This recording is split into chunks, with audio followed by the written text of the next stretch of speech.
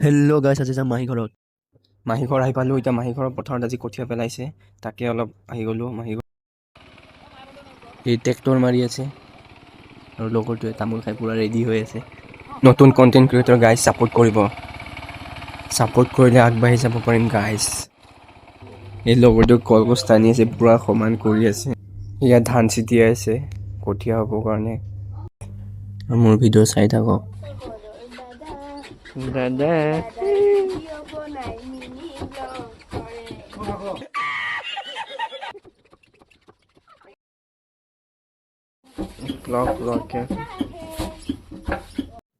এই কঠীয়া পেলাই হৈছে আৰু শেষ হ'ব আৰু কঠীয়া পেলাই।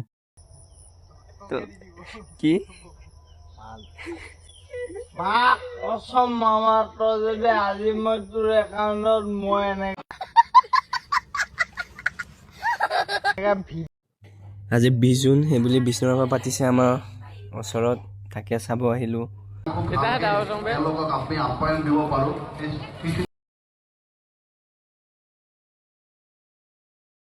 লগৰটোৰ দোকান দিছে, দোকানত আহিলোঁ, লগৰটোৰ ভিডিঅ' কৰিলোঁ অলপ। প্ৰগ্ৰেম চালোঁ অলপ, প্ৰগ্ৰেম চাইকে ভিডিঅ' কৰি আছোঁ।